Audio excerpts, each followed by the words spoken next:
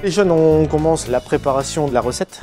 Laura, Marie, Sarah, vous voulez faire quelle recette? Bon, bah, vin blanc. Voilà. Alors, vin blanc, et vous mettez du coup tous les trois. Vin rouge, ok, on y va? Ouais.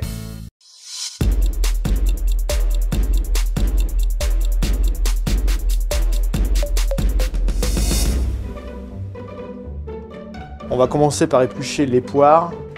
On les fera pocher dans notre vin rouge et notre vin blanc. On va pocher avec du vin rouge les poires qu'on a préparées pour que le vin infuse aux profondeurs, ça veut dire au cœur. Donc on chauffe à 50, les poires, les oranges et les citrons dans le vin blanc. Après on ferme et en fait on le cuit façon vin chaud pour avoir des poires bien fermes toujours, pas que ça parte en compoté et que le goût reste le même.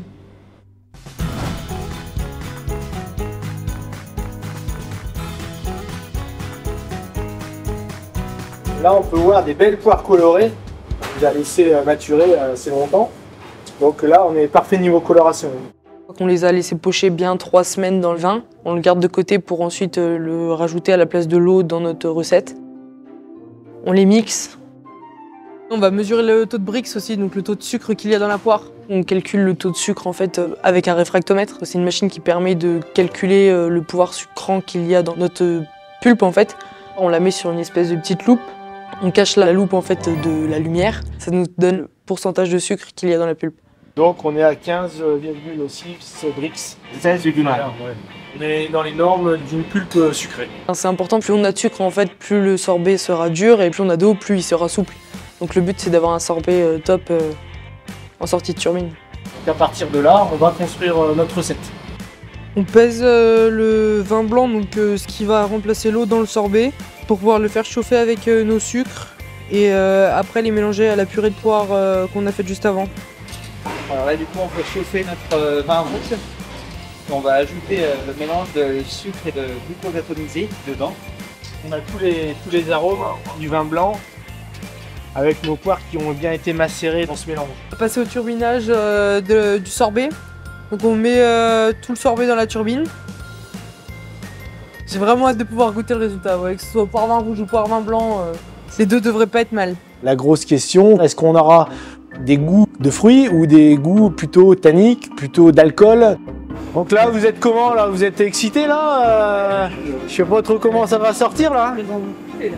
Là, on est quand même pas mal là. Niveau texture, Là je pense que là on est vraiment bien là. pour un premier essai, C'est bien. Moi je pense que ça peut partir. là, je pense qu'il n'y a pas grand chose à modifier. Hein.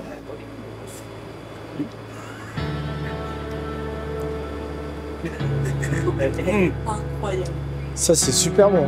Moi qui n'ai pas trop alcool, franchement, cette place, Super bon. c'est ça. Ouais. Jamais j'avais lancé un sorbet poire au vin. Donc je suis très satisfait. Et là, les sourires. Est-ce que ça va plaire à la maison de vin Rodet? Oui, c'est sûr.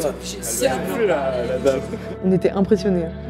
Au début on se disait ouais il va y avoir 2-3 modifications dans les recettes ou quoi, mais pas du tout quoi. Le premier essai était le bon. Deuxième essai, c'est celui au vin rouge. Oui. Donc on va passer au turbinage. Oh la dinguerie que c'est. La couleur est sympa. Hein.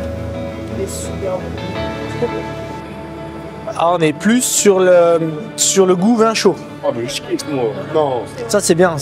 Non. Ah si, si. Si, je suis d'accord. Si. Le sorbet est plutôt bien équilibré et on sent vraiment ce goût du vin de terroir qui nous plaît.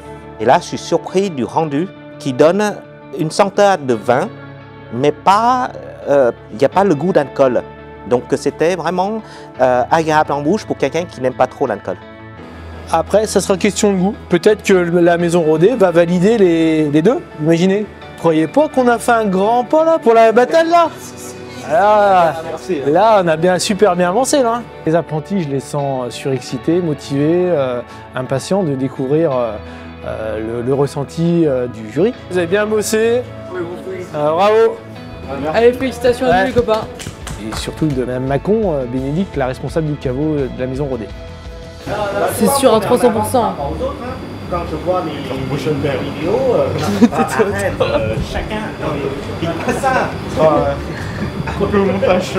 On est là nous. Les autres ils sont là, tu vois.